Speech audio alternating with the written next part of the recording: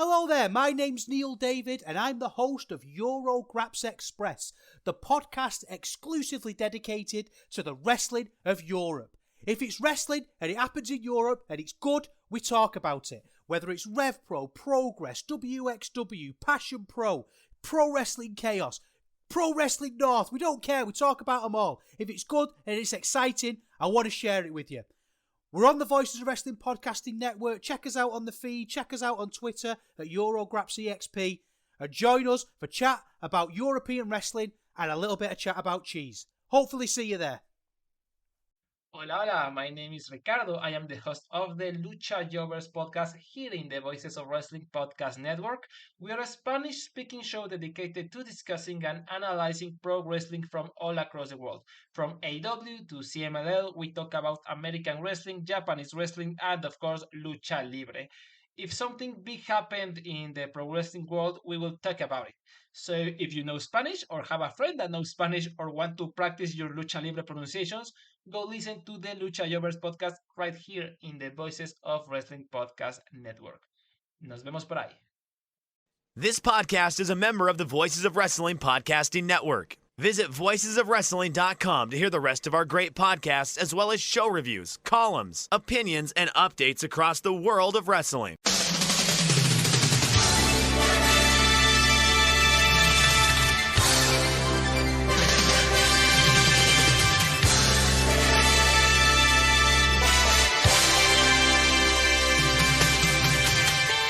Hello everybody, welcome to the Super J-Cast. I'm Joel, joined by Damon and McDonald. It is Sunday 23rd of July 2023. This is episode 267. Damon, what is going on? Well, we have plenty of G1 chatter to kind of sift our way through, right? A lot of matches, a lot of shows. It's hot. And all that stuff. And you have I think we closed with a third mic, and I think we're going to open with a third mic as well.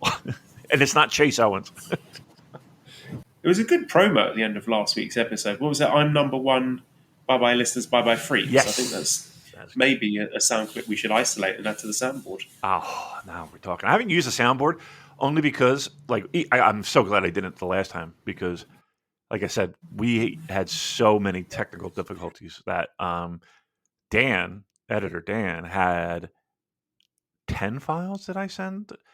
And the problem is that when the error occurs, you just got to save the file and then we restart. It's like they save the files as just random string of numbers and letters. And it's like, so I got to listen to every single one to be like, okay, this one matches with this one. It was like a puzzle piece. So yeah, our goal is 2 files today. That's our goal. Speaking of puzzle pieces, I did 2 escape rooms last week. Have you ever done an escape room? Yes, but there are people that take the reins of those situations. And I'm not one of them. I'm not the one to be like, okay, everybody, you take this. No, I don't know. So to answer your question, I have not the biggest fan. Okay, I am the take the reins person. That's exactly what I did. Really? Yeah. So I did 2 last week. One was a bank robbery theme one, and that was 3 stars out of 5 stars in terms of difficulty. Okay. And we got out of that one with about between 5 and 10 minutes left. We got stuck on a time zone question because we both sort of mentally blanked that. We were looking for the time zone of Ulaanbaatar, but forgot that the whole of China is in the same time zone. So that one got unstuck on. But the second one I did was allegedly their most difficult game. Okay. And I was doing exactly what he said, being the annoying person. He's like, right, I've got this. Okay, I'm looking for this. Right, can you go do over that? Right. And ruining it for everyone, but also winning the game with 15 minutes to spare, which I was very smug about afterwards. Not a record time or anything. And I prepared. I watched a little YouTube video the night before with 10 tips for being successful at escape rooms. And I put that all into action. And man, I was absolutely insufferable. It was great. It was my best day. How many people joined you? There were 6 of us altogether. So you lost 5 friends. That's good. That's good. Yeah, and a wife, but worth it. Worth it. Totally worth it. Yeah, I mean, I get the idea. I mean, the idea of them is pretty cool, I guess, right? Yeah, but I just, like, if it were just me and one other person, I wouldn't have a problem, but there's always that, like, we had to do them for work before. It was like a team building exercise. Ugh. Team building exercise. I swear to you, I don't think there's anything worse in the world than a work team building event. Ugh. No team building involved when I'm there. It's me asserting my leadership dominance over everyone else, and it's just me delegating tasks where I see fit. Well, that's fine then. That's fine. You just do me a favor. I'll be in the corner. Just let me know. Let me know the door. That's what I tell Mally to. I'm like, Mally, just stay out of the way. Just don't touch anything. Go stand in the corner. Right, that'd be me. I'd be more than happy with that. I'll give everyone drinks. How about that? Just let me know when the door unlocks, and then we can go. All right, that's good. That's cool. I mean, listen, you like it. I am. I'm in this. I know we said we had to. We're going to just crack on and because I have a thing to do at 11. I have a call I have to make. I have gotten to the point where, at this ripe age of mine, I am like, I'm just like, I kind of want to do something different in my life. as grand as that sounds, I'm kind of like, I think I'm at the end of the road of this career path. Like, I just feel like I'm like, I mean, do I even want to do this anymore?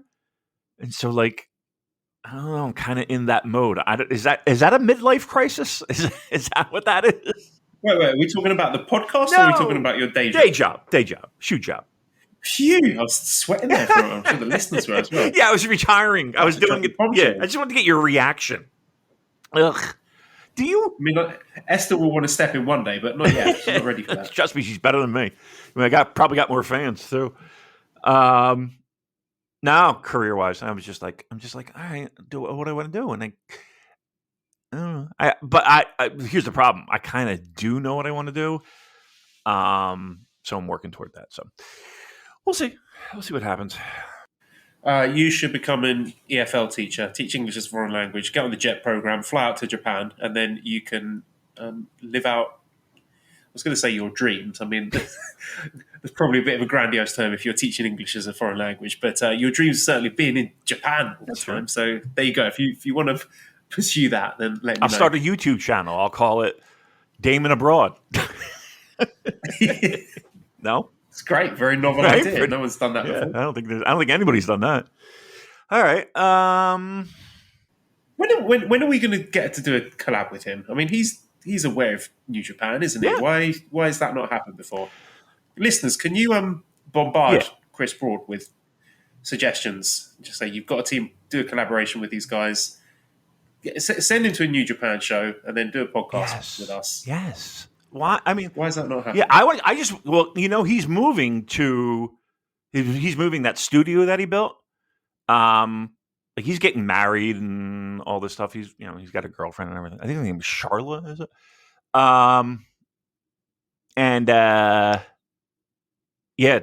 They're moving to Tokyo proper, if you will, and they had to they had to take down the set, move it.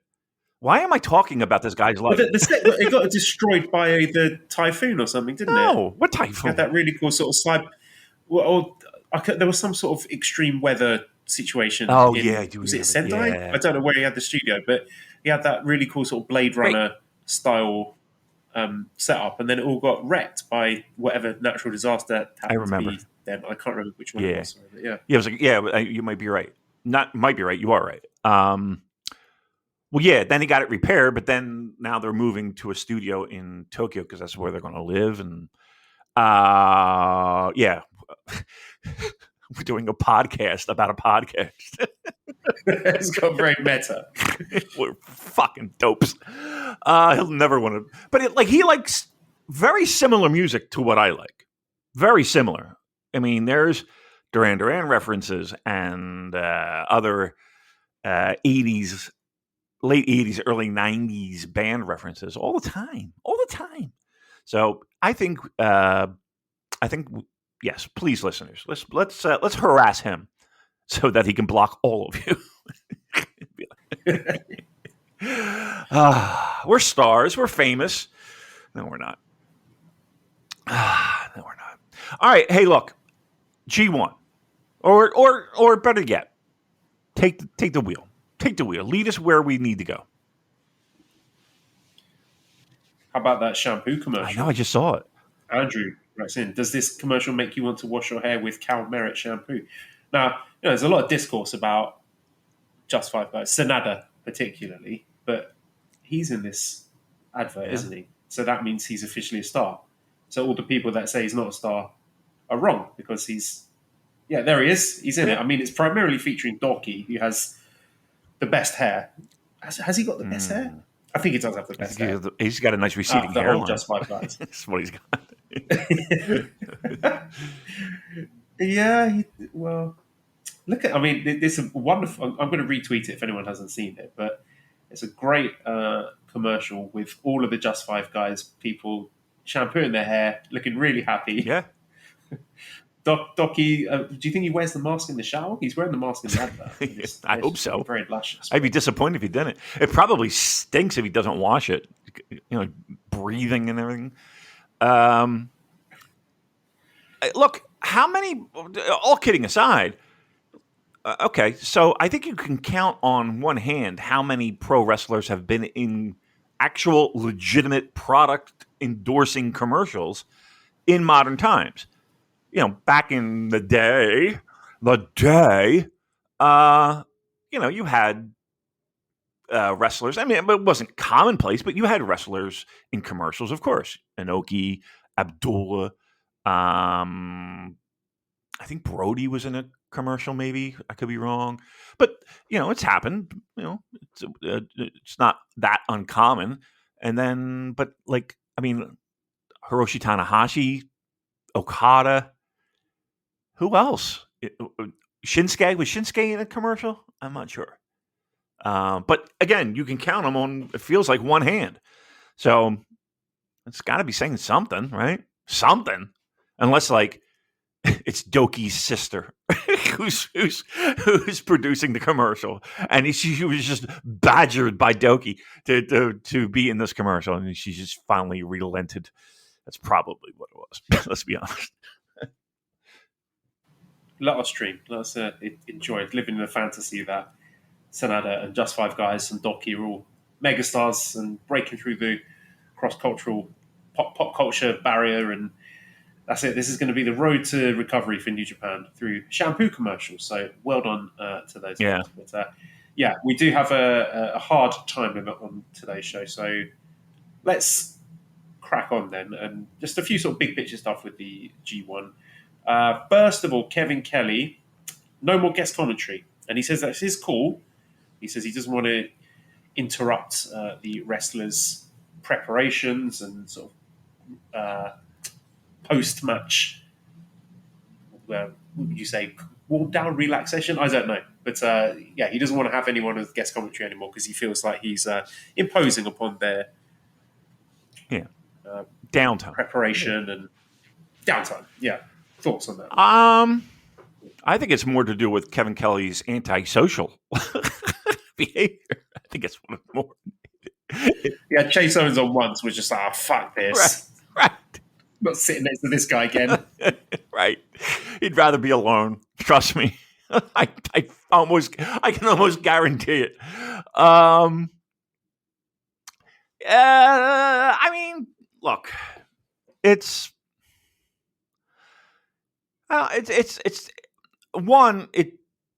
not like he hasn't done it before, flying solo. And I sometimes I enjoy that more than everybody having to get their goddamn shit in. Let's put it this way. I'd rather have one than three, right? I'd rather have 1 than 3. So, yeah, I mean, just I don't know. Do the wrestlers actually add anything to the broadcasts? I don't know. It just seems like they all come from the school of Pro Wrestling Guerrilla, where they have to make snarky comments and fucking, I don't know.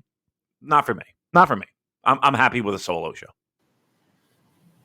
Yeah, me too. I think sometimes the guest stuff, at best, it can just be like a regular guest commentator. At worst, it's actively distracting you from the show. So don't have a problem with it. I think Kevin's more than capable of doing a great job as a solo commentary. So yeah, no issues with that. Let's talk about time limits. Louis says, I both love and hate the 20-minute time limit.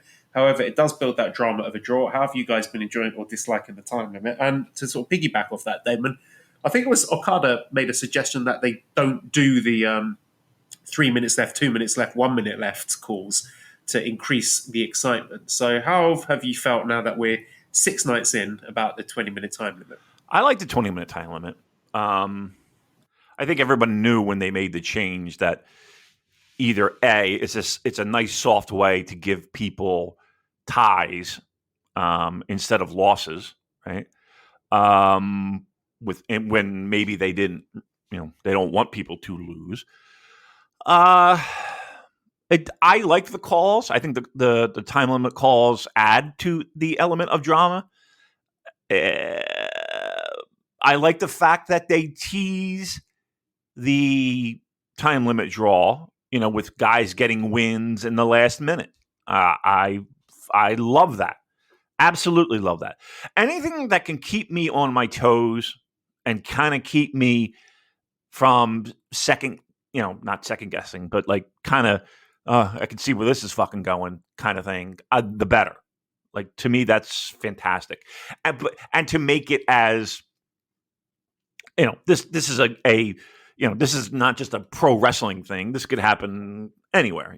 How many times has a goal been scored in extra time, or whatever the case may be. So I do like that. I have no problem with it, and it just I feel like it kind of speaks to something that you've been saying for countless shows, is that not every main event, needs to go 36 minutes or 30 whatever minutes.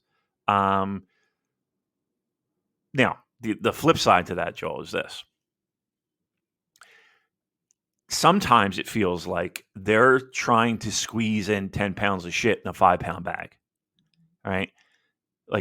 Like they're shaving time off of these matches to have the amount of people in G1 that they do. There's 8 matches a show, it feels, and even at 20 minutes, it sometimes feels a little long. So that kind of leads me to believe that a shorter pool of talent is the best way to go instead of the time limit. Yeah, I tend to agree. I think it seems to be primarily like a storytelling device for the Reiwa Three Musketeers at the moment, because all the draws have happened in A block. Right. So it's been Shota Umino's had 2 draws, and Tsuji also had a draw with Ren Narita. So yeah, something's happening there, and I think maybe that needs to be discussed within the context of the Three Musketeers themselves. But yeah, I like it. I mean, I think it's adding drama. I think it's adding pace to the matches. I don't think it's a massive change from previous years, because mostly in G1, even when they have the 30-minute time limit, most matches will be under 20 anyway. Right. But yeah, it just adds a little bit of extra excitement for the, when you get into the 18, 19-minute phase, and sometimes you're convinced it's heading for a draw and it isn't. So yeah, I like it. I think so. Yeah, me too. And again, I think it's like you said, it's pre-built for guys to not have to lose, to have continuous losses. And it's just a little bit more saving face kind of thing for guys that everyone knows that they've invested in these guys to be the next crop, to be the next stars, and to have them go, 1-8 or 1-6 or whatever. just doesn't help make that happen. So a tie is an easy way to kind of accomplish that, accomplish both objectives. So, yep, I like it. 20 minutes. And this is something we touched on last week as well, but Multiverse A says, how concerned should we be at some of the attendance numbers so far for the G1? Is it more indicative of New Japan being in a rebuilding phase, or did COVID do irreparable damage where some in Japan won't ever feel comfortable going to indoor events again? I think from people I've spoken to, the economy is also a factor here. You know, people just don't have the amount of disposable income that they did prior to COVID. But I would also point at the Muto retirement show where, what was that, around 30,000 in Tokyo Dome? So I think if the event is hot enough and the matches are exciting enough and the stars are big enough, people will go to it. I don't think you can point to any of these G1 shows so far and say, these are unmissable with top stars. They are in a transitional phase. They are in a rebuilding phase. So the attendance numbers are not good. I don't think they're going to be popping any champagne over them. But I think looking at how they do next year, because we're in the rebuilding phase now where we're building up the new stars. If it's plateaued again, if it's the same next year, then I think we should be concerned. But at the moment, I'm not going to be crying into my cornflakes over it. Yeah, I mean, it's not good in the sense just from a bottom dollar kind of, are we in the black or are we in the red kind of thing, But you're right. I can't. It is a transitional year, and I don't know. Timing was everything. They couldn't have done it earlier. Again, I just feel like this is a transition year, and next year is going to be a real. That's the test. I think that's the test. And it just, I don't know. It kind of feels like New Japan is in the let's get as much money as we can kind of mode with Wrestle Kingdom tickets and even something as silly as, again, I bring it up all the time, but that Junior Festival thing in Philly, which I'm actually going to, by the way. A good friend and listener to the show, Jeff, has made me an offer I couldn't refuse. So I'll be sitting in the second row. I'll be sitting in the second row for that. So I will be there in attendance, so everyone can say hi if you're there. If you're in New Japan management, Damon, would you be thinking of moving back to the 20-man field for G1? Do you think that the diluted field and the higher volume of sort of shitter matches on the undercard might be playing a factor here for the attendances? Do you think a sort of high quality, tightened up 20-man field might do better in terms of ticket sales? I do. I mean, I understand why they want to have guys in there that are, as the kids would say, mid. Just because, again, you need to have people lose.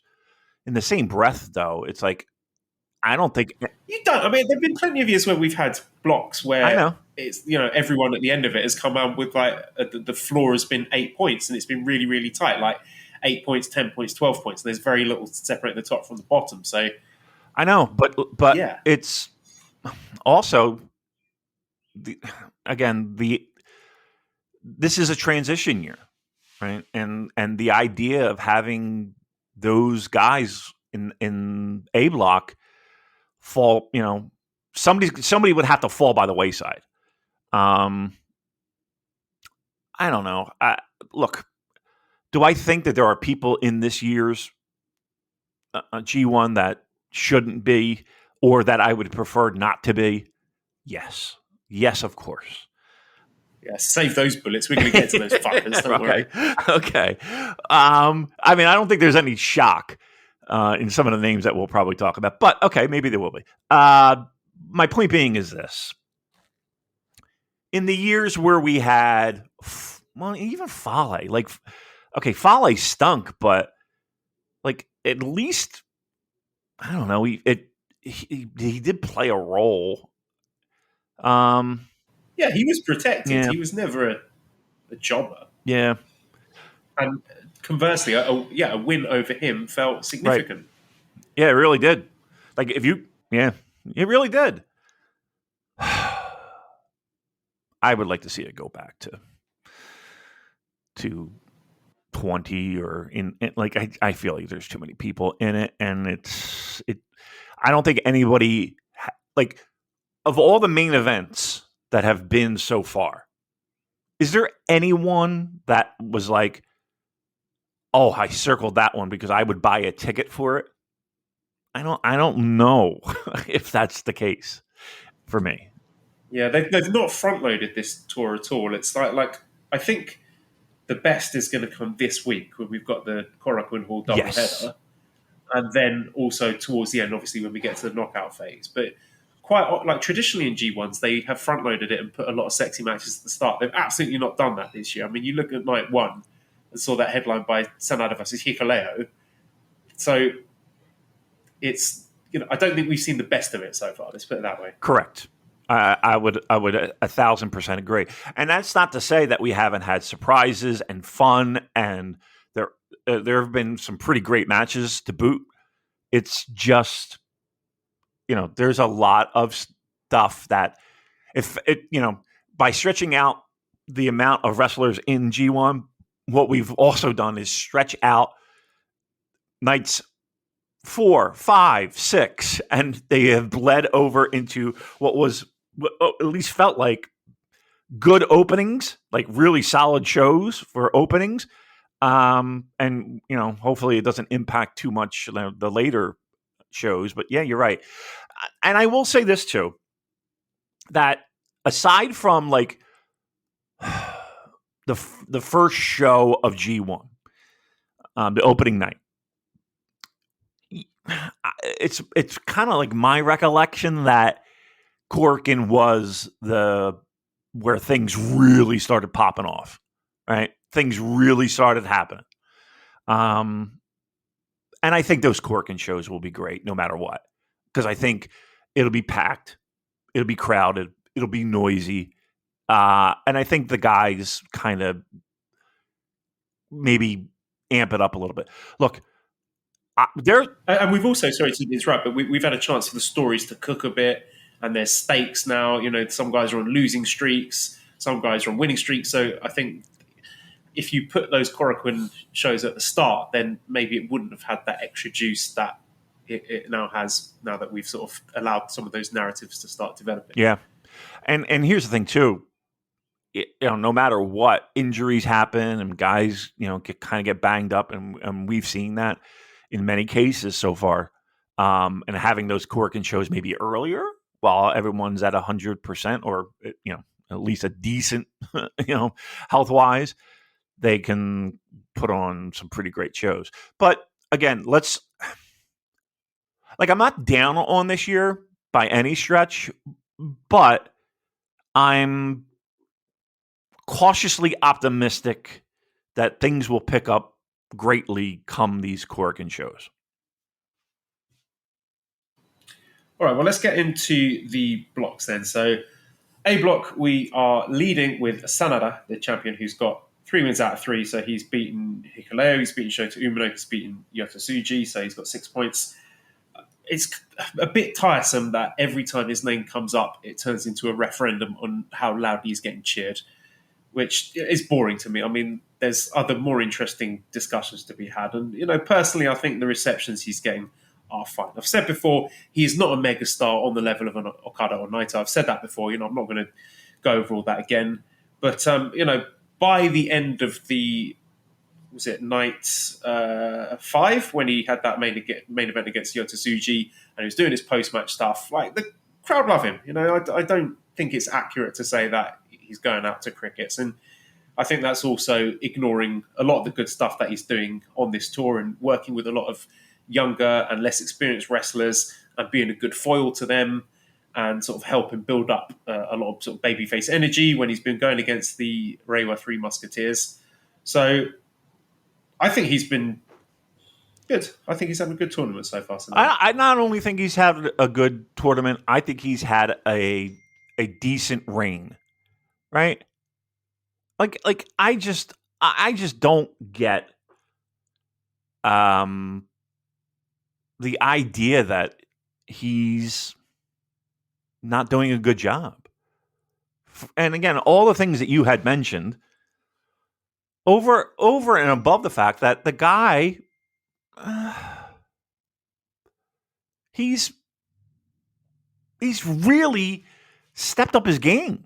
I feel like, I don't get the idea. Like, he is in no way, shape, or form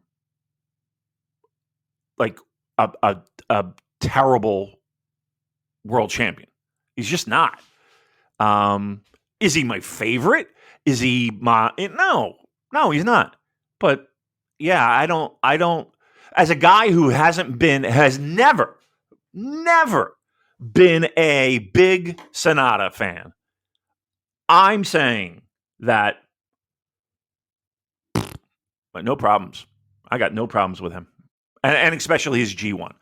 I don't think he's had a bad G1. I mean, it's not fucking tremendously great, but again, let's wait for these Corkin shows and let's wait till he's going to be in the mix toward the finals. Let's see when it really matters how he does. Yeah, and I think sort of looking at the new beginning match with Shota Umino against Naito, Umino's just put in there against a megastar like Naito, and in terms of the atmosphere and the reactions they wanted for Umino, it just didn't work because Naito's such a big star that he kind of sucked all that up. He sort of dwarfed Umino, whereas I think in a weird way, maybe this is a backhanded compliment, but the fact that SANADA is not such a megastar is allowing these younger guys to sort of cook and get the crowd reactions that they want.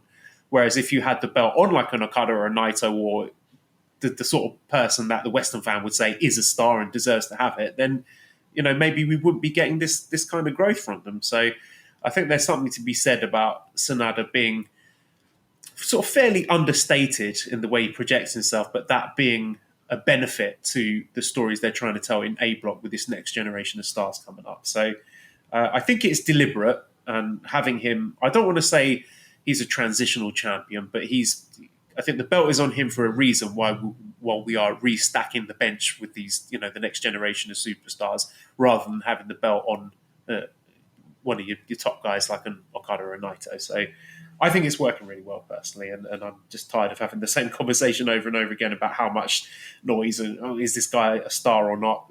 I don't think that's the point, whether or not he's a star. We're not supposed to be looking at him. We're supposed to be looking at the next generation. I think all eyes are on them, and that is intended, that's deliberate by having SANADA as your champion, if that makes sense. Absolutely it does. Absolutely it does. I look, the people who don't think that he's championship worthy, I guess, are the same people who, are kind of locked in a 2018 bubble, they're kind of the people that I describe. So I'm really not that concerned.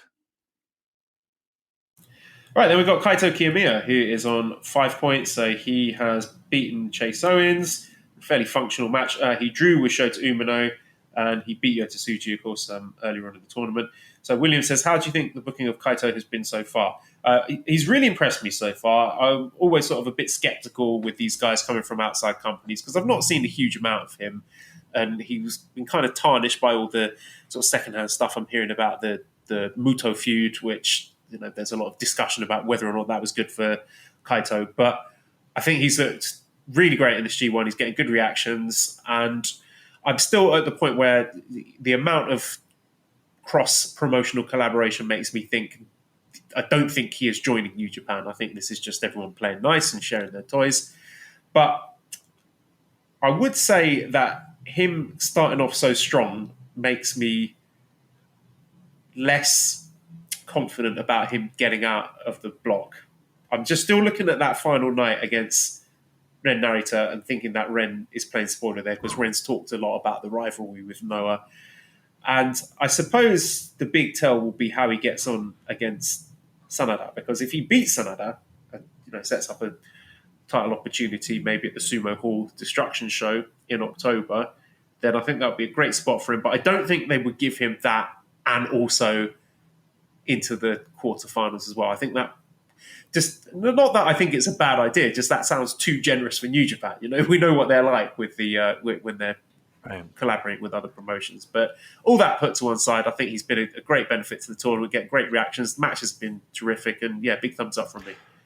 Me too. And I said it before that having that Noah influence in G1 traditionally has been it's always seemed to add an extra spark, and those guys add an extra level. I've been nothing but pleased. Do you think that New Japan is aware that everyone is in on the start out slow, be there by the finals, and vice versa? Get off to a hot start and then fall apart at the end. Do you think I guess my point is that do you think they're intentionally kind of saying, okay, we're not going to do that. He's just going to go on a fucking run, and go? Or do you think as you said, I guess here's the problem I have. And not that it's a problem, it would be great from a New Japan perspective, but do you really think they're going to give a guy like they're going to feed a Noah guy to the wolves, and have him lose to a guy who is relatively inexperienced?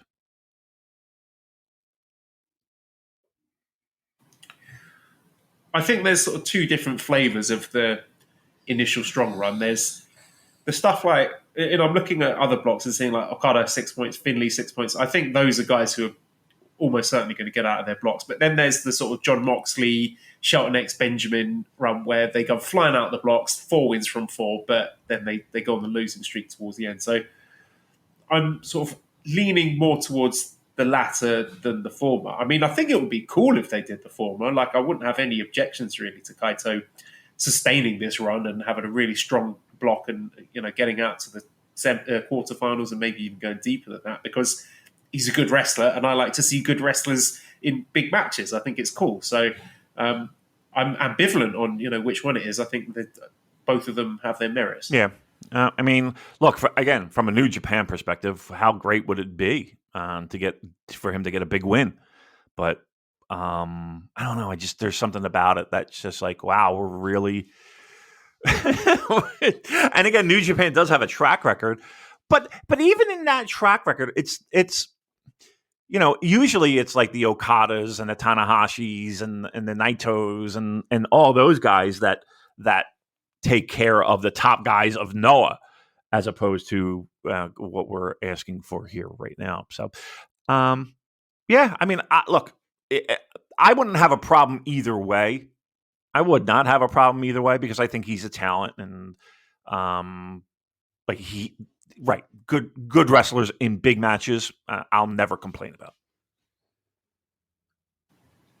We have Chase Owens, who has 4 points. So he has the win over Hikuleo. He's got a win over Gabe Kidd, lost to Kiyomiya.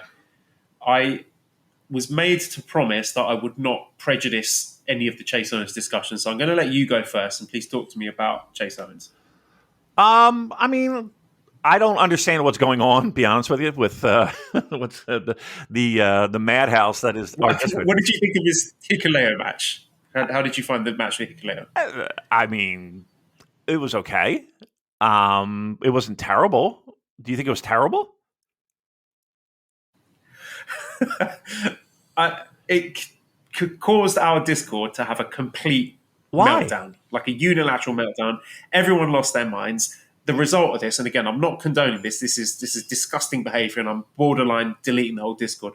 It ended up as a direct result of this Chase Owens Hikuleo match with a group of people fantasy booking a stable led by a character they've called Halal Chris Benoit, leading a team of Muslims to take on opponents that they feel were haram. And this was not just done with talking and text and stuff. They actually did sketches of this. They went into one of these I don't know if it was a WWE wrestling game, and actually made this character and having a wrestling match with Chase Owens. It was just insane, like just an absolute bunch of lunatics on the Discord.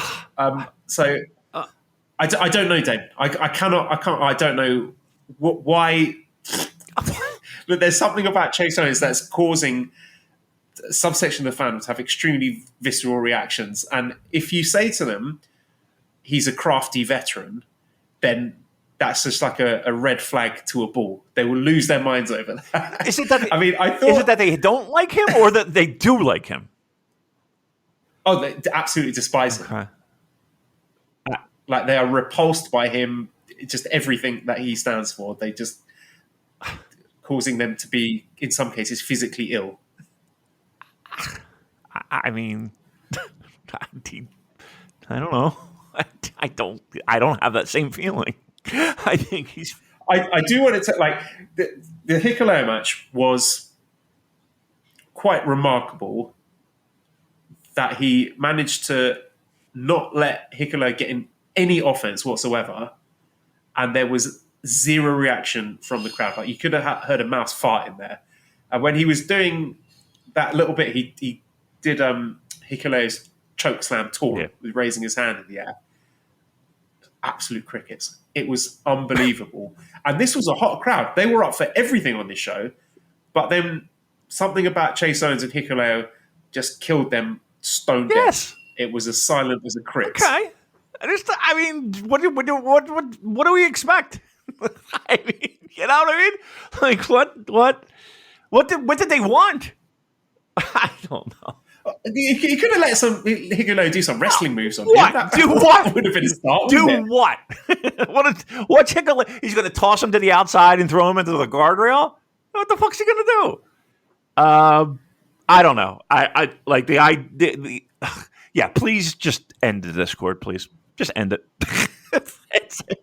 Just look. If there's a vote or somewhere we can cast a ballot, I am in favor of blowing it up. Just ending it. Just ending it. All right. Do me a favor. I have to go take a screenshot of my wife's phone. Great. So why don't you do the next? Why don't you Kevin Kelly the next wrestler, and I will be right back. How about that? Sure. All right. Okay. So the next person I'm going to talk about is Gabe Kidd, who is also on 4 points. So Gabe Kidd has the loss to Chase Owens, but he has since defeated Hikuleo and Ren Narita. And I've seen mixed receptions for Gabe Kidd's G1 so far. I've seen a lot of criticism for his match structure, about him jumping people before the bell. And I thought that was overblown, really. And my metric for whether or not a pre-match beatdown is successful was there anything cool? Did something cool and awesome happen in that outside of the ring brawl? And I think on both occasions where Gabe Kidd has done it, he's done something cool. He's done like the perk angle, sort of tope from the stage. He did that against Gabe Kidd in his first match.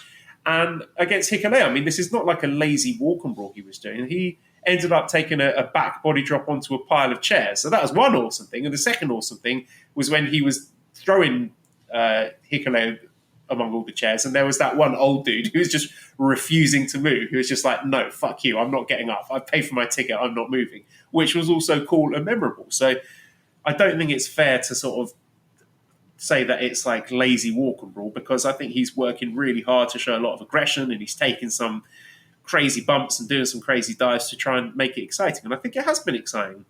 And when he gets it back into the ring, I mean, I know in terms of in-ring time, if we're looking at the Owens match, that was 2 minutes 55 seconds, and the match against Hikuleo was 3 minutes 29 after he got into the ring and the bell went. He goes hard. You know, this is not just him going through the motions and then getting straight to the finish. He is going full throttle. He's violent. He's aggressive. There are hard strike exchanges. He's taking some wild bumps. I mean, the Hikuleo match, he seemed to take a neck bump on a sidewalk slam or something, and I'm not sure how or why that happened, but it was pretty cool, not going to lie.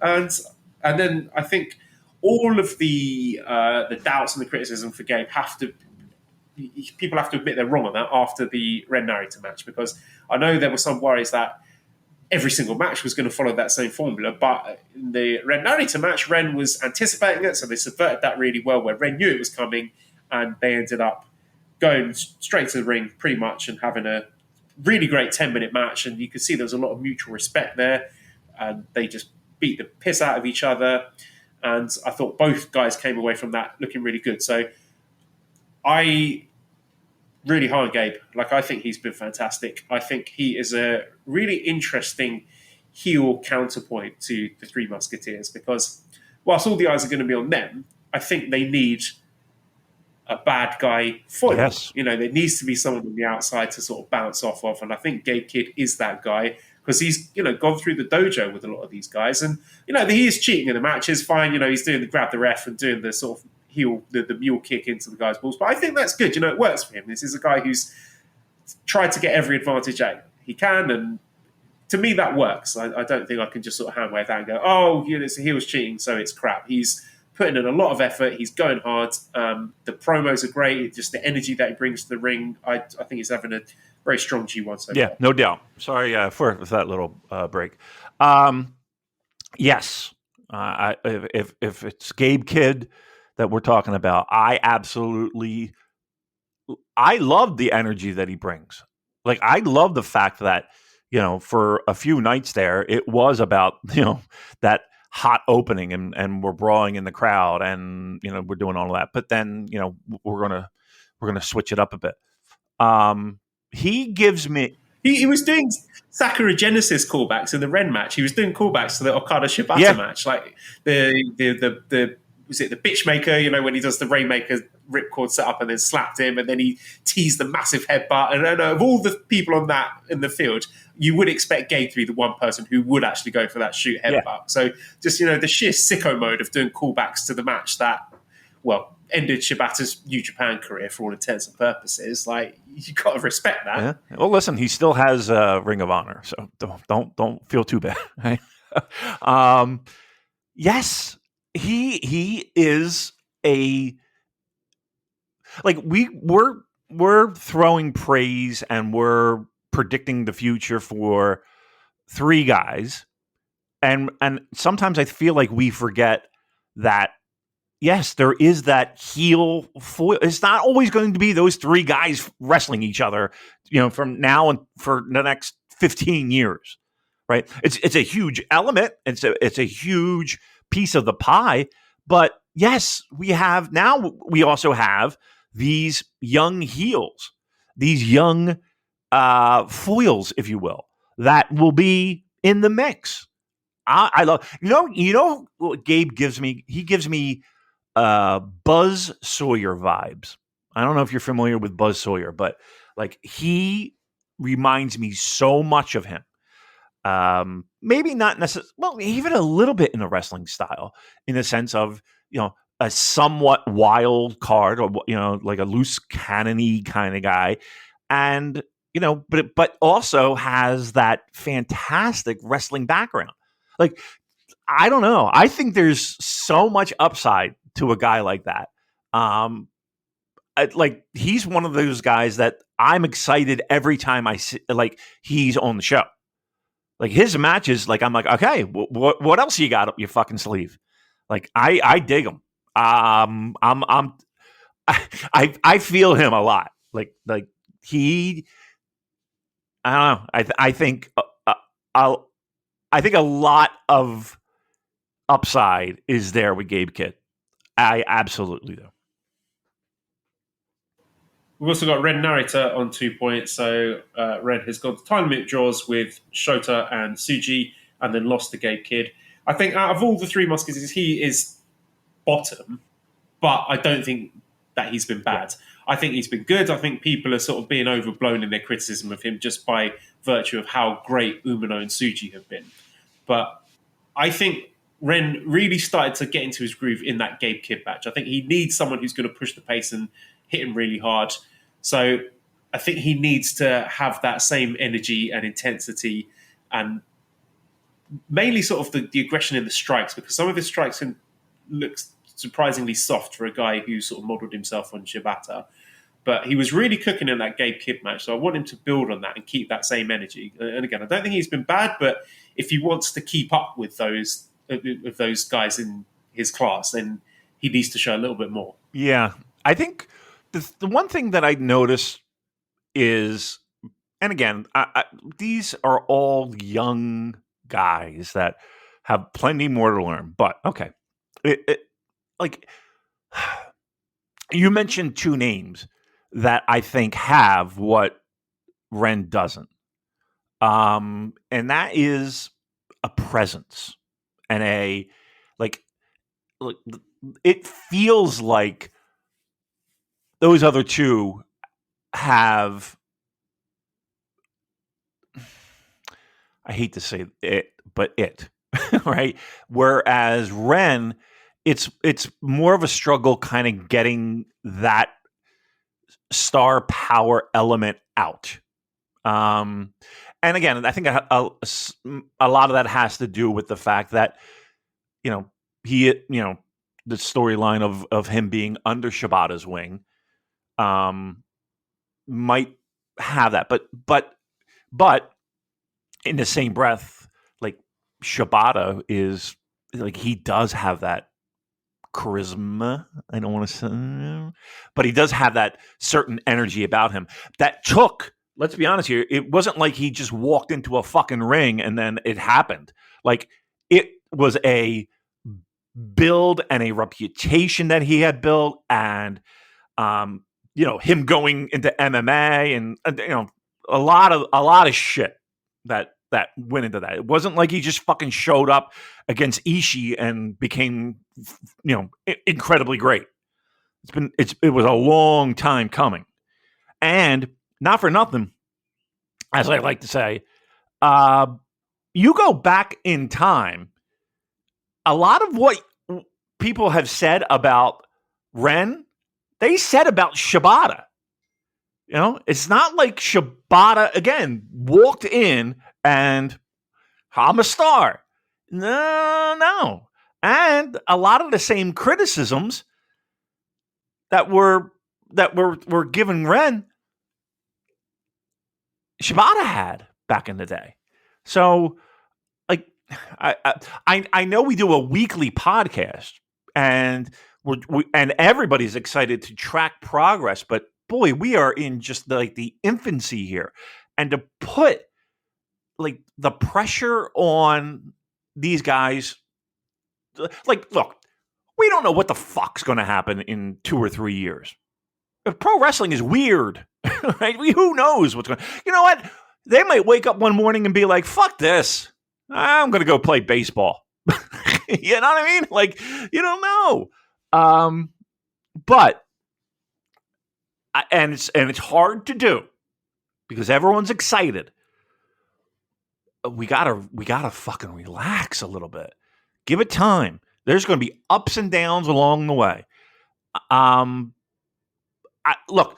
don't think, like, and again, let's use Naito as an example. Like, did anyone think that his career was going to be what it has been when he was the Stardust Genius? I don't know. They tried.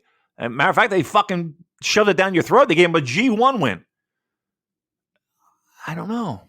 Just let's give it time. Right now, where he is, I'm kind of okay with. Not kind of okay with. I'm more than okay with, because again, it's just so fucking young in the timeline. That brings us nicely on to talking about Shota Umino, who has 2 points. So he had that opening draw with Ren, and he's since drawn with Kaito Kiyomiya and lost to Sanada. I think we're at the point where the Shota haters are eating crow here, because for me, he's been one of the MVPs of this G1 so far.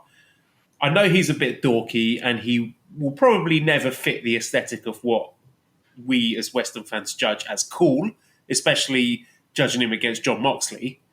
But when that bell goes, he just owns that ring. and the intensity that he brings, the sharpness and crispness of his wrestling, the way that he sells, that moment where he was selling the figure 4 with Kaito, that was tremendous, and the crowd are living and dying by everything that he does. Like, he's got that crowd connection already, and you can't understate the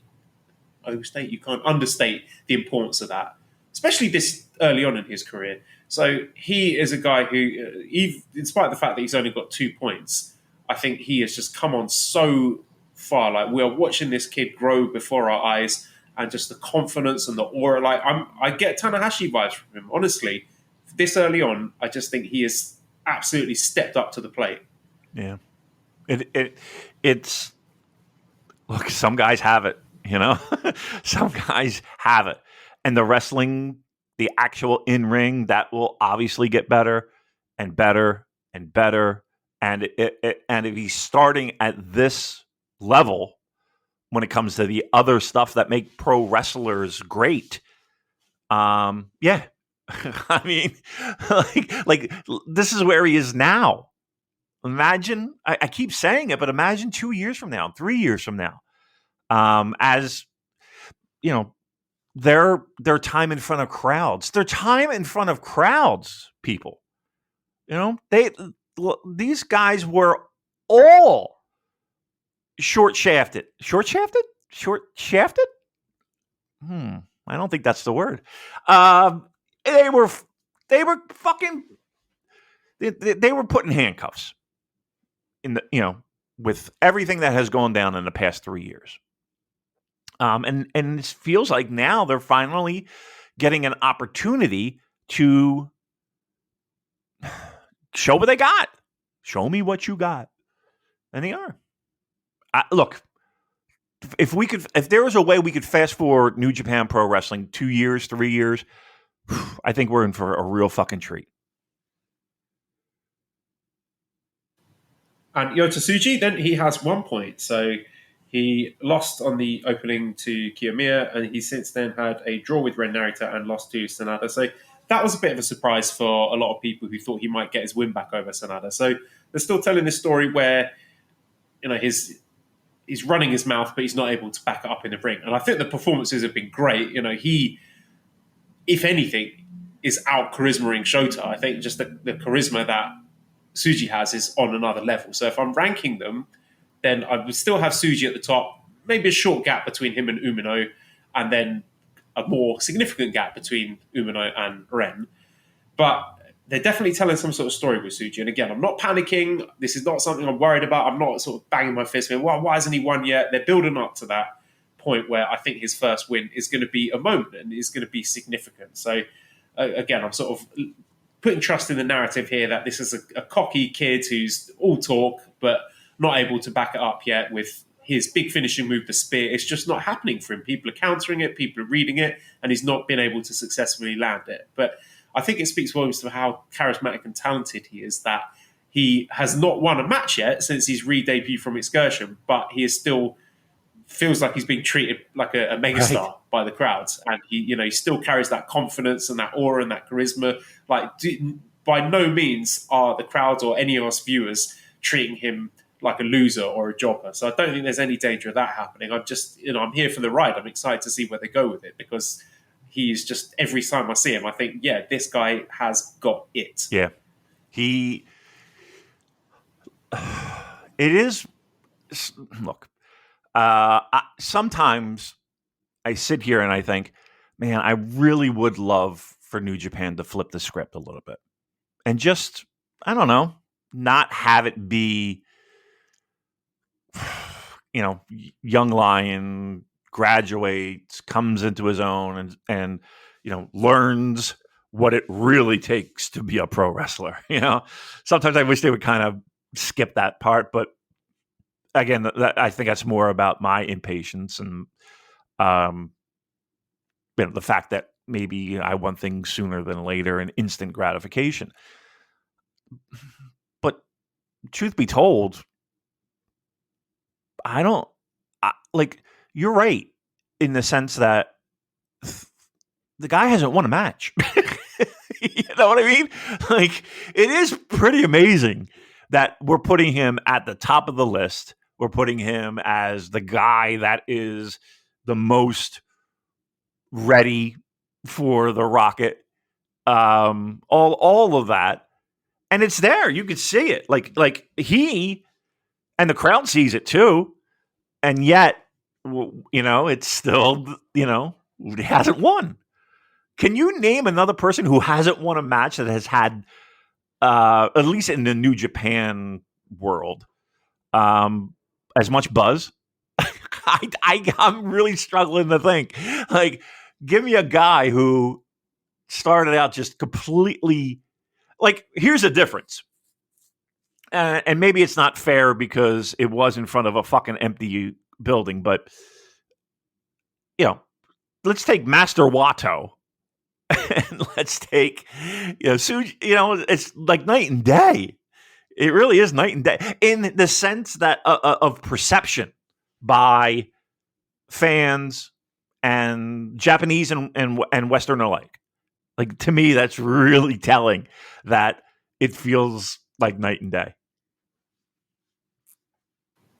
And I think it's quite interesting what they're doing with the booking of these three guys, rather than just having that strict parity where they're all going to get the same results and they're all going to draw against each other. I think it's being set up so that each of them are going to achieve a unique milestone. Like, the first person to beat SANADA, or the first person to beat Kaito, the first person to get out of the block. I think they're all going to have slightly different trajectories and different achievements, and I think that's a lot more interesting than just them getting equal booking. So I think that's something to keep an eye on going forward. Yeah, no doubt. Again, you have to have some patience, though. You really do. And I think a lot of Western fans who grew up with, WWF or WWE or grew up with, WCW or NWF, a lot of times they would bring in people and they would just go on and perform at a very high level. There was no. I mean, it's a completely different dynamic, but it wasn't like, there was that slow build. When people were ready to debut, they had an entrance and they had pyro and they won matches and they won big matches. And it's just a different mindset. It's a different booking philosophy, and it's a different world. So, yeah, I mean, like, if people haven't learned it by now, they just got to have some patience. This New Japan specifically is a product where you need patience, and if you don't have it, you're going to scratch your head, and you're going to be like, well, blah, blah, blah, blah. Like if I feel like Western pro wrestling is like instant hit of dopamine, like that instant hit of a drug or something. And people keep pushing that button for that fucking morphine drip. Whereas New Japan is more of a long-term health, right? Long-term physical well-being, as opposed to constantly pushing the fucking, I need to feel good. I need to feel good. I need to feel good. I need to feel good. I need to feel good. But that's how we were raised. Like, that's how we consumed this product, and to this day we consume that product. It's that was a Monday Night Wars, wasn't it? No doubt. Monday Night Wars. That's all it was. It was that fucking constant hitting that button. And here's the thing. I'm not saying that there's anything necessarily wrong with it, but know what this is. Like, if that's not going to happen, and when it does happen, oh my God, it fucking feels tremendous.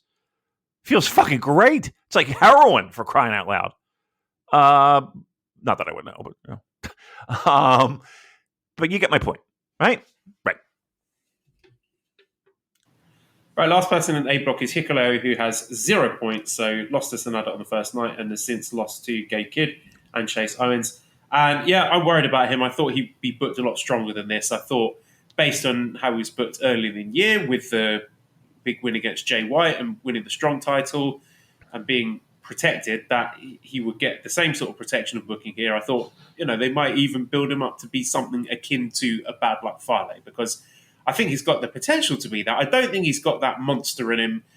He's a terrible promo, and I don't think he can necessarily project himself with the same aura that a Bad Luck Fale could. He might get there in time. I don't know. I have seen improvements from him, but they've been very slow, incremental improvements, and I feel the booking hasn't done him any favours. I mean, he's been placed against people in certain matches like the Carl Anderson and the Chase Owens match where they've just eaten him up, not let him have anything, and that's not done him any favours. So I don't know if there's sort of a lack of respect towards him from the people he's been wrestling against, or the booking committee. I don't know. I'm just sort of looking ahead at what matches he's got left. He's got Ren, Umino, Tsuji, and Kiyomiya. Like, conceivably, I could see him losing all of those, which is a bit worrying because I had him as one of my picks in our little Pick'ems contest on the Discord. So that's slightly alarming. Some people are saying, he's been punished because he was talking to WWE and they think he's got one foot out the door. The whole thing is really weird. And again, we're only up to night 6, so he could turn it all around and rip together a string of 4 wins, and that wouldn't stun me. But at this point, I'm worried about Hikuleo. Yeah, it's. I think it's proof that being a big guy doesn't necessarily mean it doesn't necessarily equate success.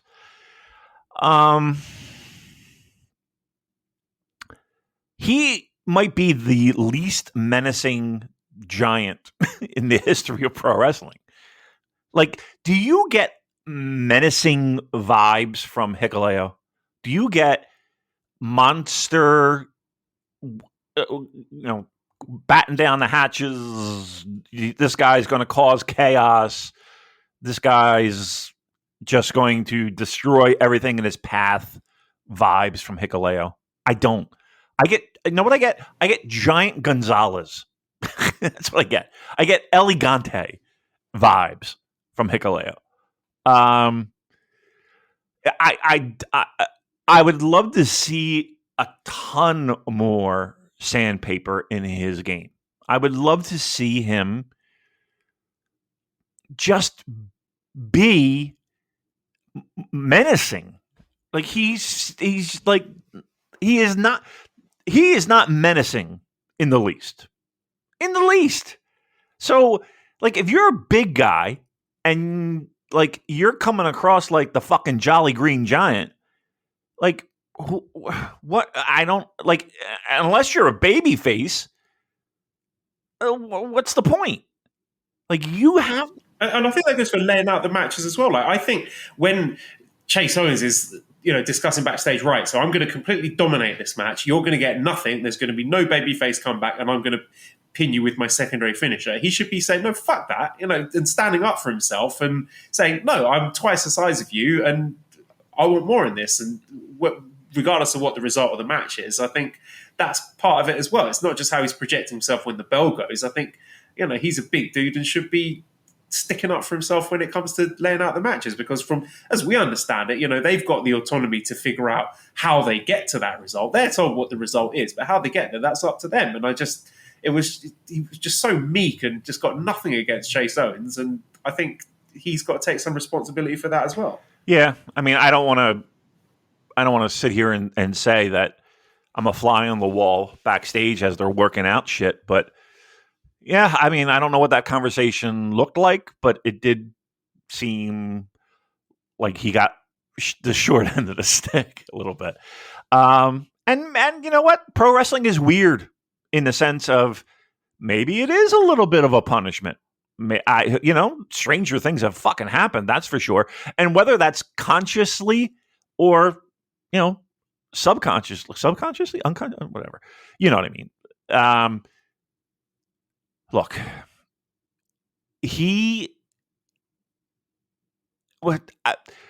what do you do with him?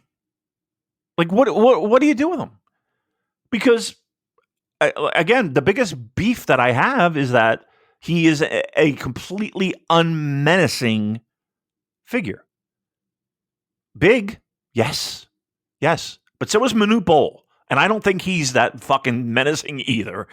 You don't know who Manute Bol is, do you?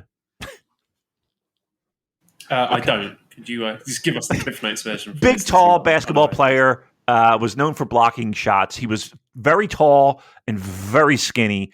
Yeah, that's Manute Bol. All right, let's move on to B block then. Hopefully we'll get through the other blocks a bit faster. I think there is more to say about A block, but we'll go through B block. Kazuchika Okada, 6 points. So he has had wins against Taichi, Great-O-Khan, and ELP. I thought the Taichi match in particular was tremendous. And just, I suppose I'll come more to it when I talk about Taichi, actually. So I'll save that. But yeah, it's just Okada doing Okada things, absolutely dominant. I like the way he used the sort of sit-out pin thing that he used for the second fall in the Kenny Omega match at Dominion 2018, and he used that against Chris Jericho as well. So he's always got that in his locker where even in those matches where he's not absolutely dominant, then he could use that to catch people out, and just a great opponent, brought the absolute best out of Taichi. And I think probably has his best matches ahead of him. I mean, I'm really excited for the Yoshihashi match at Korakuen. That should be great. And of course, the Will Ospreay match coming up later. That's going to be epic as well. So what more can we say about Okada? Yeah, he's, we talk about the changing of the guard and all, but, Okada's not that old. He's not like he's in his 40s. But that being said, he has a lot of mileage on him. But he's still just on like one of the greatest of all time. He's just fucking like, sometimes it looks like he's not even trying, but it still looks great. To me, that is a sign of greatness. When it feels like he's not even fucking putting in 1,000%, and yet it's still like, whoa, what the fuck? He's talented pro wrestler. A healthy Okada is, I would do anything to have back. Just like a 100% healthy. Sometimes I wish he would take some time off, be honest with you. Yeah, but he delivers every fucking time. So, one of the greatest. I liked Taichi saying to him, "Are you going to challenge for this KOPW title that you invented?" And he's just rolling out the ring, tapping on his watch, be like, "No, I'm busy. There's too much to do." I know. He did invent it. It's his. This is his fault for all the praise I put on him. But here's the thing, though: the KOP championship, KOPW. It's really not that bad. It's just insignificant. You know what I mean? Like, you just shrug your shoulders and be like, okay, it's a fucking meaningless title. But, the people who have held it recently have been a pleasant surprise. So, whatever. Okay, let's move on to Taichi, who has 4 points. Of course, he got that big win against Ospreay on the first night. And then he also has defeated... Who has he defeated? I'm looking at the wrong thing here. Tangaloa. So beat Tangaloa and then lost to Okada. I mean, the Tangaloa match was nothing to write home about, but I'm going to save that when we're talking about Tangaloa. But I thought the Ospreay match, Taichi was fucking tremendous in that. Taichi, I think he gets the loudest babyface comeback pops than anyone on the roster post-pandemic. And his sense of laying out a match and his sense of timing and knowing when to strike to get the maximum reactions is impeccable. And, you felt so bad for him afterwards getting caught out against Okada, like a football team conceding a last-minute goal on the counter when they dominated the game. And this great story of Okada being Taichi's white whale. Like, one day, Taichi is going to pin Okada in Sapporo. The building will explode. But just fantastic match, man. I keep saying it every time we talk about him, but Taichi always delivers. We also had a question, actually. I'm going to piggyback off this. This was Scotty says, which mid-card would you most like to see win the G1? Taichi, Henare, ELP, or Great-O-Khan? It would be Taichi for me, just because he rules. He's the best.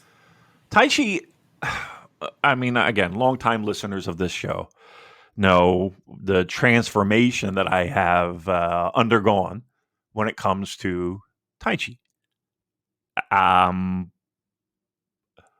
He's low key in the past 3 years been one of the most consistent and enjoyable wrestlers New Japan Pro Wrestling has had. It's quite amazing, actually. The way that he has been able to still keep what makes Taichi, but being able to kind of tone down the stuff that people didn't like and amp up the stuff that people do like, and make it work at a time in his career when, let's be honest here, he didn't have to. He didn't have to do any of that. But for whatever reason, something clicked with him. And for whatever reason, something in his head said, okay, this is what I am going to do now. I love it. And there's a part of me that's like what do you think as being the biggest Tai Chi supporter there is on planet Earth? Like, when was that moment for you? Or, like, when was that moment of he's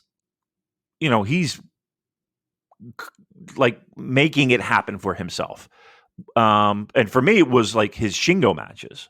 Like, those matches were unbelievably great. More than they should have been. And it's been consistent. Like, he's been just consistent in the past 3 years. But I guess I'll throw it to you. Like, when was that moment where you're like, okay, this is a guy? I think it was the start of 2018. It was a Takataichi Mania show where he had a singles match with Naito. So this was just when he's moving to heavyweight. And that was the moment where I was like, yeah, this guy's got it. He was all the stuff that he'd done prior, which I enjoyed, his shitbag junior run. But I knew there was more to it than that, and he was capable of more. So that Naito match, and I think they had another one in March. They had a follow-up singles match at the anniversary show. That was the point I could see, like, yeah, I'm ahead of the curve with this guy. People are going to come around eventually. And, we went through our, the Cartwheel Deathmatch stuff with him and Goto right towards the sort of latter half of 2018. And just, it wasn't quite there in as much as winning over the doubters and the casual fans. But at this point now, like, everyone's come around. There cannot be a single person watching this product with a bad word to say about Taichi. Yeah, I don't know how you could. I don't know how you could. And even his tag stuff with Zach, like, he's been one of the most consistent guys in the past 3 years. I'll never have a bad thing to say about Taichi. And then we have Will Ospreay, who has 4 points. So Ospreay has obviously had that defeat to Taichi on the second night, and has since defeated Yoshihashi and Kenta. I thought all three of those matches, I mean, your mileage may vary on the ear selling. I quite enjoyed it. I thought the Taichi match was great. Yoshihashi match, fucking brilliant. The Kenta match, I mean, having that match with Kenta, we'll come on to Kenta in a bit, but I don't know if it was something that Ospreay said or something that he did to get that Kenta to come back. But, we'll throw Kenta his flowers for that performance when we talk about Kenta. But Ospreay is just absolutely killing it right now. And I think kind of flying under the radar with how good he's been, to be honest. I mean, having killer matches with Yoshihashi and Kenta, these are not the tippy-toppy guys in the block. He still hasn't wrestled Okada yet. He's not wrestled ELP yet. Those are the matches you'd be thinking, like, yeah, we're going to get the bangers here. And, of course, he's got the Great O'Khan match coming up against his fellow stablemate. But the fact that he's just had what I think are 3 killer matches against, Taichi is fantastic, but Yoshihashi and Kenta, and again, this is not me damning Yoshihashi. I love Yoshihashi as well, but my point is the consistently high level at which Ospreay delivers is remarkable. And, we've thrown plenty of flowers at him over the years, but I can't ignore it. I can't look at these 3 matches and just hand wave that, because they're terrific. And we've also got this extra thing. Aramitha says Ospreay's talked about wanting to make the US belt the new Intercontinental Championship. Do we need to bring that back? Should we restore it as the default semi-main match belt? Antonio asked a similar question. I mean, I think the man makes the belt, not the other way around. It's the matches and the person who's holding it and the way that they treat it. So, I mean, it doesn't matter if it's a red strap or a white strap. I think if he is delivering matches of this quality as consistently as he is, then that is what's going to elevate the title, not what colour the strap is. But Ospreay, sorry, he's brilliant. I don't know what else I can say about him. Yeah. Look, all those matches that here's the true test. Like, go reverse that. Like everybody's best match, is against Ospreay. It's there's no doubt, and it is consistent. Like I'm really hard pressed to think of a match where he kind of phoned it in. Like, say what you will, you might not like his style, you might not like he doesn't just phone it in. Never. And for that, I'll give him all the credit in the world. And let's throw on top of that, he's selling out buildings.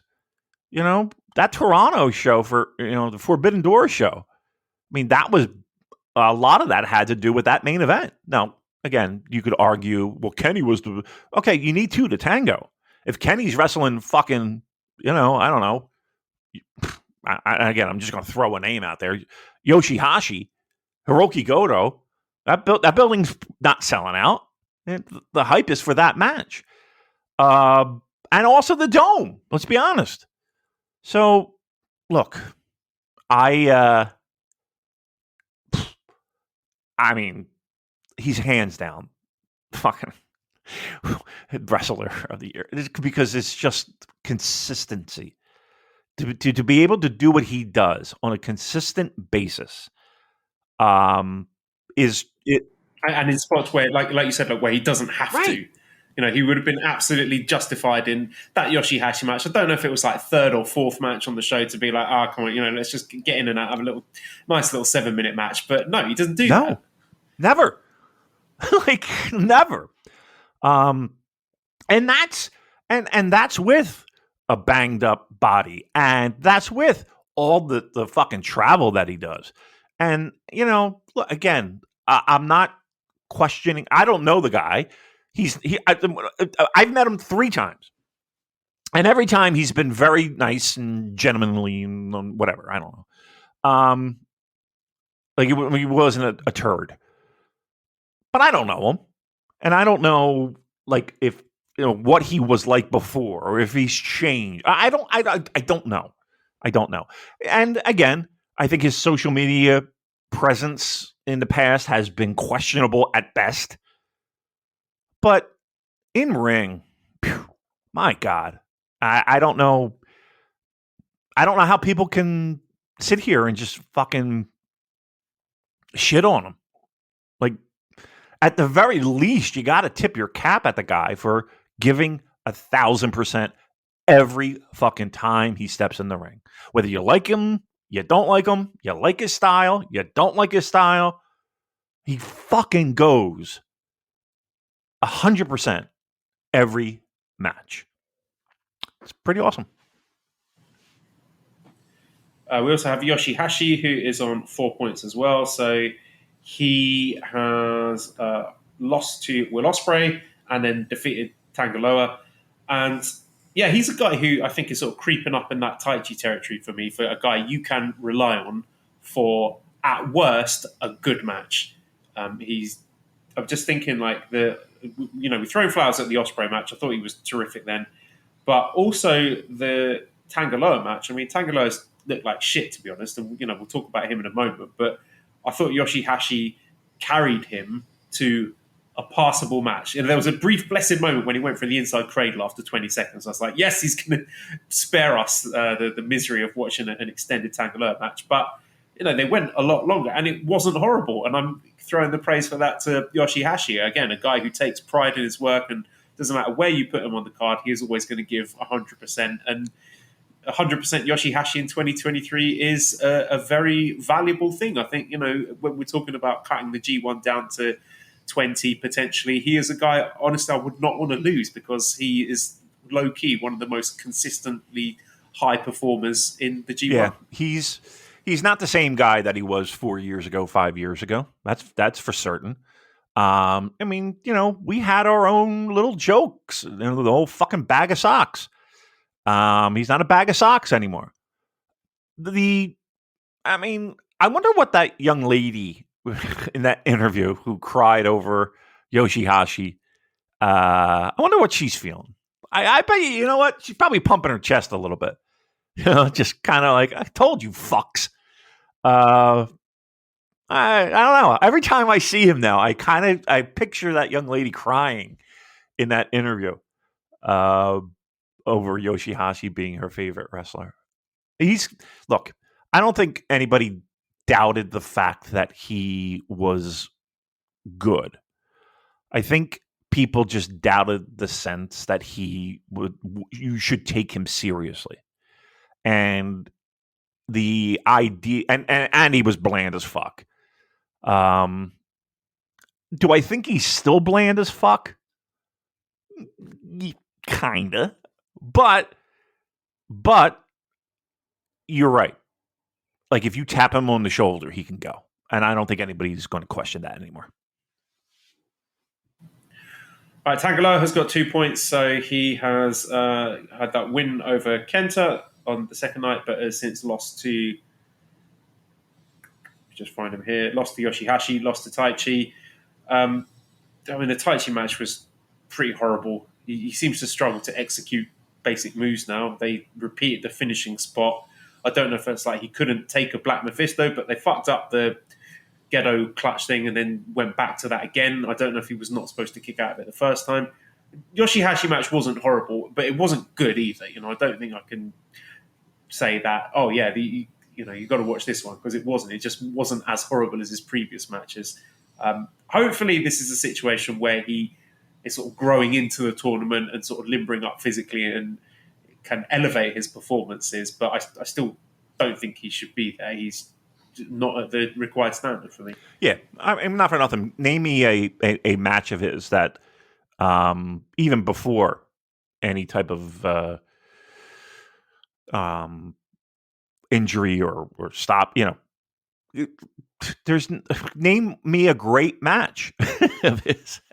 I don't think there is. I don't even think there's a very good singles match. Not that he's given a ton of opportunity. Shouldn't be in the tournament. Like, and I think, truth be told, like, he is actively making the tournament worse. Right? Like excluding him would be a positive, as opposed to missing out on that. I don't know, and I do question the fact that why was he even offered a spot? I don't understand it. But here's where we are. Very disappointing, and again, trying. I'm not going to say that he's not trying, because he definitely is. But it's just not there. It's just not there. If we're being honest with ourselves, it's just not there.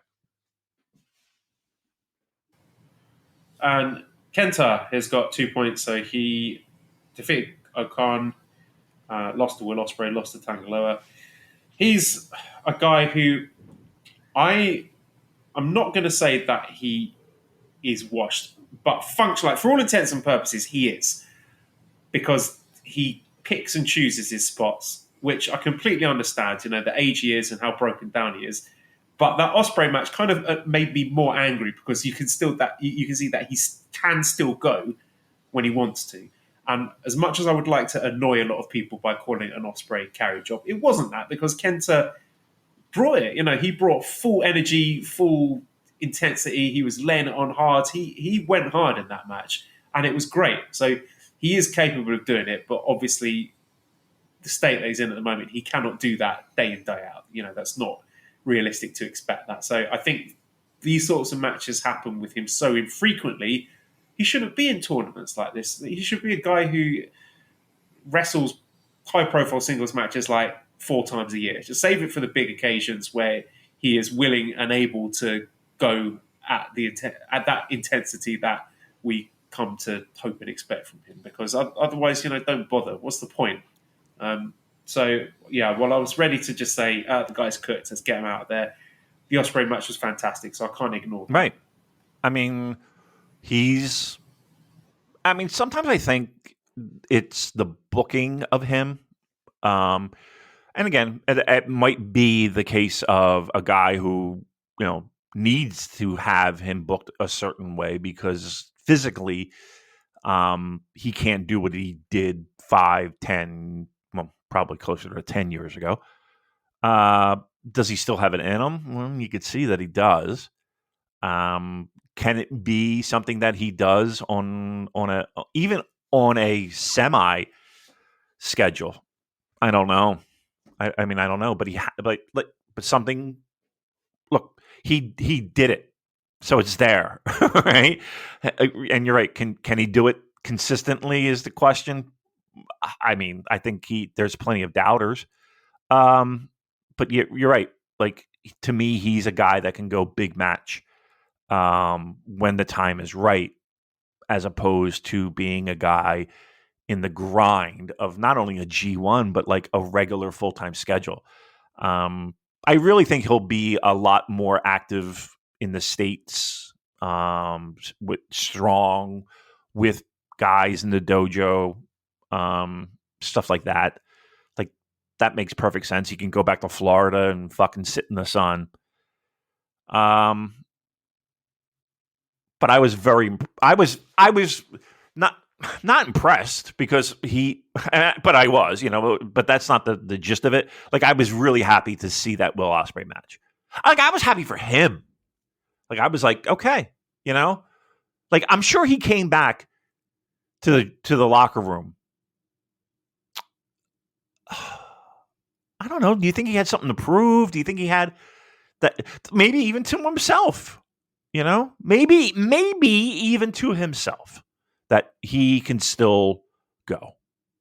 He's got a lot of mileage on him, Joel. He's got a lot of fucking mileage, but I was thrilled for him to be able to pull that off with Will.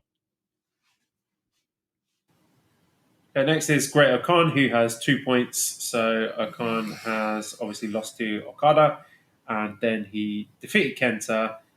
Oh no, sorry, he lost to Kenta as well. He defeated El Fantasma. So the ELP match, that was the 2 guys who were on 2 losses, and I suppose the most notable thing from that was the nipple twisting spot where he did what's the word for it? The ahegao face. That's what it's called when, pulling the sex face. So something's up with Great Okan. I mean, I think he's not had a brilliant tournament. I thought he really sort of stepped up in the back end of the ELP match, and that's more that I want to see from him. The Okada match was a lot of nothing. The Kenta match was horrible. But I think we need to see something big from him in this Ospreay match, both in terms of match quality and also narratively. I would like to see some upward momentum from Great Okan because there's not been a huge amount to cheer about as a Great Okan supporter. And I'm hoping that there is something brewing there. Potentially, if this is Ospreay going to AEW at some point in the future, Great Okan being primed to take over as leader of United Empires with a win over Ospreay in the tournament as fuel for that. I don't know, but that's a huge match for him. It is. And it's been, once again, a long road to where we are now, which doesn't seem like it's much further than when we started. As a matter of fact, it feels like it's less. I don't know. I think, does it feel to you as if even the whole concept of the United Empire has kind of lost a lot of fucking steam?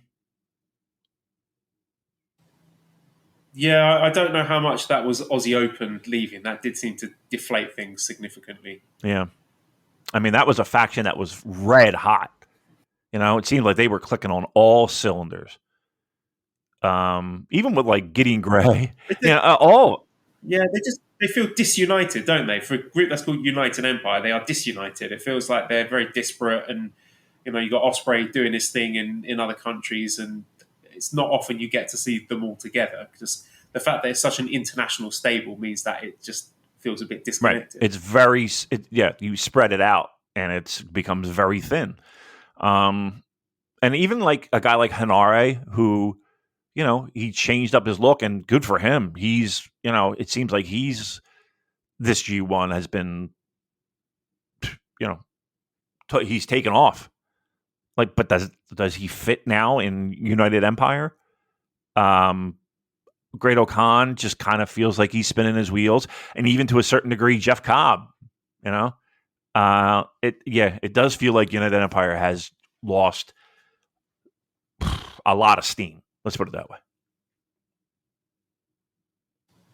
And then we got El Fantasma, who's got 0 points. He's lost all his matches, so he's lost against Okada, he's lost against Yoshikashi, he's lost against Great O'Khan.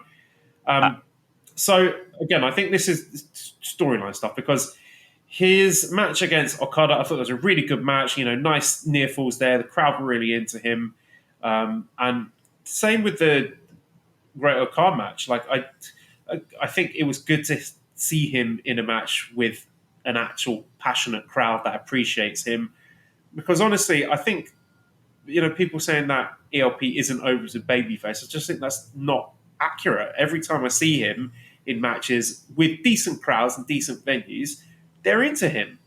And I really think he's an effective babyface. The booking hasn't pulled the trigger on him yet, and I'm not saying he's going to be a megastar or champion or anything like that, but you want me to really put the cat among the pigeons? I think El Fantasma's got more natural babyface heat than SANADA. How about that?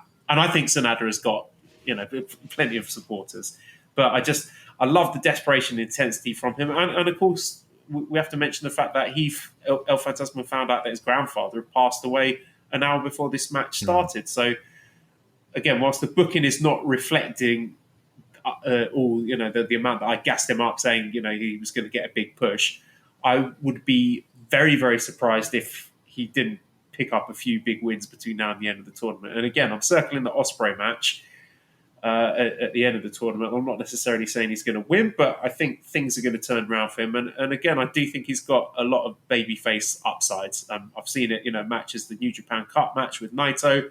I don't think that's something New Japan are just going to ignore because for me, like the way I'm perceiving it, it is very real. It's there. No doubt. I guess I think a lot of us expected a little bit more than where he's at when it comes to booking. I mean, every indicator had him kind of being skyrocketed. And it has been a little bit of a disappointment in the sense of, the whole Bullet Club thing. That feels like it's kind of dead in the water right now. I don't know. I mean,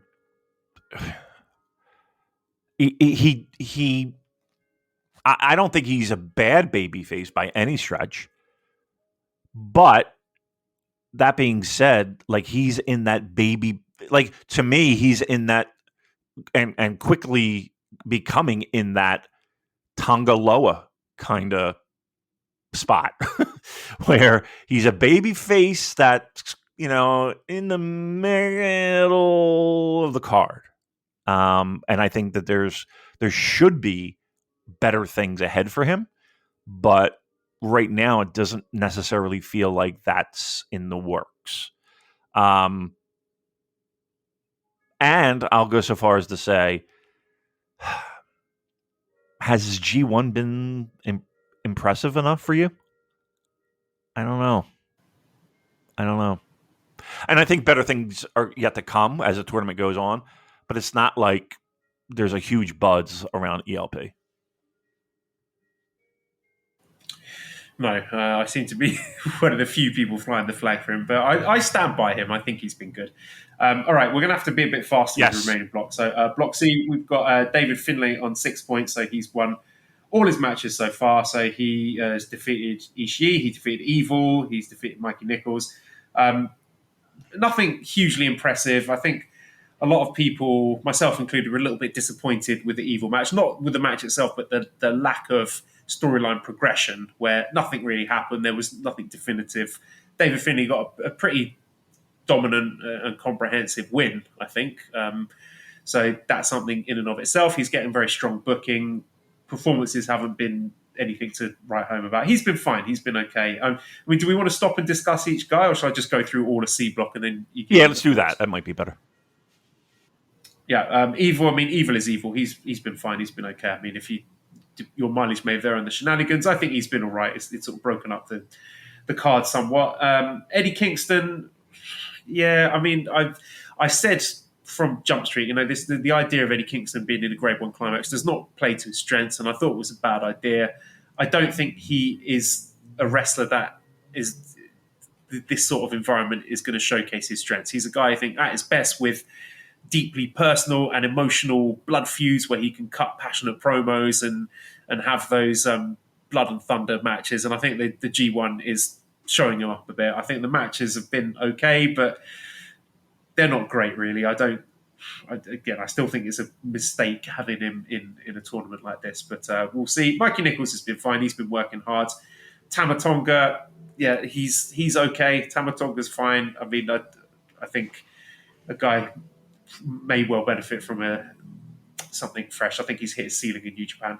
Hinare, I think, has been outstanding. I think this new sort of the way he's reinventing himself, tapping into that really authentic sense of his sort of Maori culture and heritage, and it's not a gimmick. He's not just doing it for show like others might do. This is real to him, and he's found that inspiration to reinvent himself, and I think he's working his socks off, and I think he's sort of carrying himself with confidence. He's got that monster in him, and I think he looks great. The matches have been really exciting.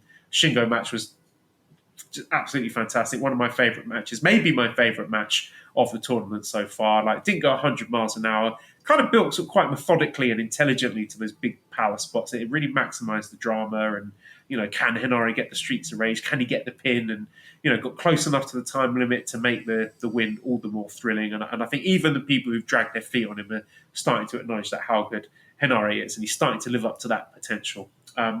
Shingo, Ishii, I mean, what more can we say about them? They are very, very good. They're great to have in this sort of tournament environment. I thought they had a really good match today. As much as those matches may be a bit one note and a bit formulaic, I thought they needed it today to get the crowd back on board. And it was a pretty lifeless show overall. So, that is a C block in a nutshell. Sorry about that. Yes. Yeah, I'll work my way backwards. Ishii, Shingo, I mean, they're studs. This is not their first dance, so they know what's expected. And truth be told, I feel like they always seem to deliver. So no worries there. Evil is evil. I mean, I don't know. I don't know. What do you want me to say? David Finlay. It's obvious that they're going hard with him. Being a leader of Bullet Club does mean something. Is he giving you just bangers of matches? Probably not. But I think he's doing what needs to be done. How about that? Hinare has been outstanding, and dare I say, been one of the MVPs so far. It is amazing when guys find whatever they need to find. And a lot of that has to do with gimmick, and a lot of that has to do with creative freedom, and a lot of that has to do with giving them an opportunity. And I think Hinare has done magically with all the above. And I'm thrilled for the guy, and I'm thrilled for the fact that New Japan would give him, let's be honest, multiple chances, right? Multiple chances. Yeah, I mean, I think everything else is what you said. No need to beat the dead horse. Yeah, I mean, there is less to say about C block and D block, to be honest. D block, then we've got Zack Sabre Jr. on 6 points. I mean, Zack is great. I have nothing new or fresh to say about Zack. I think his matches have been really good. Who did he wrestle? He had Yano. Yeah, he actually helped Yano have a funny match. He did a lot of the comedic heavy lifting there, but it was good stuff. It was entertaining. And then the match he had today against who did he wrestle today? It was just a matter of hours ago, and I've completely forgotten who he wrestled. It was Alex Coughlin. Yes. Yeah, that was good. Yeah, that's great. We love Zach. Jeff Cobb, I think, has been probably one of the more impressive performers in the D block. I like how he's adding some shithousery to his game and, doing the air banjo or air ukulele, whatever he was doing against Tanahashi today. I thought that was a really good match. So good to see him going strong. I think it's a shame that he got his big push during COVID, so I would like to see him getting a bit of a sustained push in front of cheering crowds because I think he's a great performer. He deserves it. Goto, 4 points. I mean, yeah, it's Hiroki Goto. I can't say any more about that.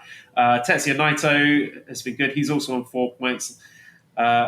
The Yano match was very, very funny today where he took about 25 minutes to get to the ring. I thought that was really hilarious. I think he should have just done the roll-up and pinned him as soon as the bell went. That would have been the good payoff. And I think Yano matches are coming...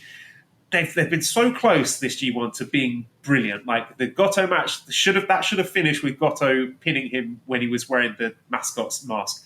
The Zack match, they should have done the match with Fujita acting as Zack and Yuto Nakashima acting as Yano. They should have wrestled that match, the Young Lions wrestling it in role as those wrestlers. That would have been hilarious.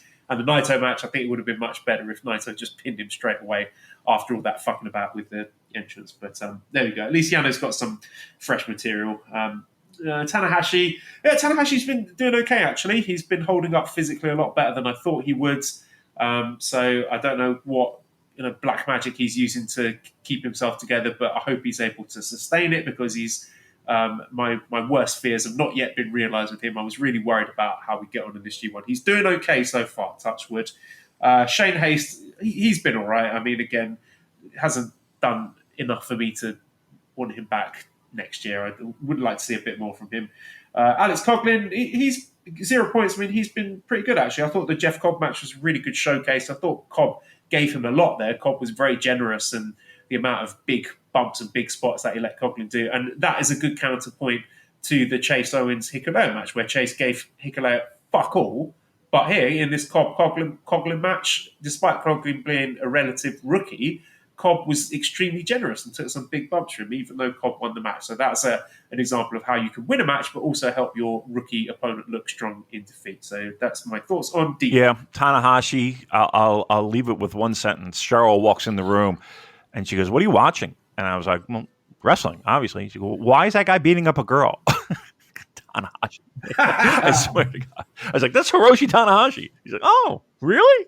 Wow. He looks nice." Rolls her eyes. Yeah. Zach is great. We know that.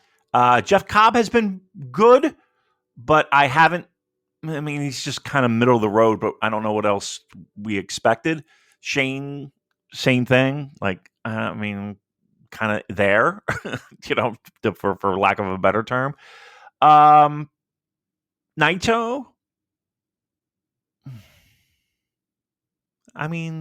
has there been anything that stood out? I'll tell you what. Yano has been surprisingly entertaining for all the fucking knocks we give Yano. At least it is some new material. So okay, it hasn't been great. And Zach just being a guy that's common sense is fucking hilarious. Yes, of course he's going to bring tape to tape up the turnbuckle. Oh, why wouldn't you? Yes, he's going to bring scissors because, yeah, why wouldn't you? So, yeah, I did like that a lot. So, I'm sorry this is an abbreviated review of D, but yeah, it is what it is. I gotta bug out. No, I think that's about all that D block warranted. There is less to say about C block and D block. So, yeah, is that it? Should we wrap up? We need to. Okay, all right. redcircle.com/shows/super-j-cast if you want to throw some money our way. Discord link. I don't know why you would want to join us. Please don't. But if you do, please don't. The absolute insanity and madness that has overcome. If you want to see what Halal Benoit looks like, I don't want to see that. I don't want to see it. I do not want to see it. At Cobra Kawaii, ProWrestlingTees.com/SuperJcast for our t-shirts. Thanks to editor Dan. Find him on Twitter at LousyHero219. Subscribe to the Voices of Wrestling Podcast Network for other great shows. I might be doing a little guest appearance on the show coming up this week. Watch this space. Give us a 5-snake review on iTunes. Follow us on Twitter at SuperJcast.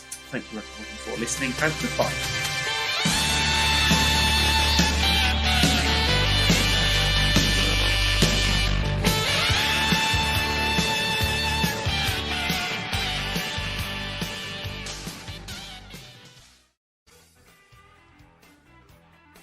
Hello, Voices of Wrestling listener. Dave Ryan here. Have you ever wondered to yourself how many hidden gems are hidden away inside the last years of World Championship Wrestling? Have you ever asked yourself how many tenuous gags can be made about the name Mike Enos? And have you ever thought about what it sounds like for two Irishmen to interpret a very chaotic company through its B show? The answers to all this and more are just a click away. Check out Days of Thunder every second Thursday on the Voices of Wrestling Podcast Network.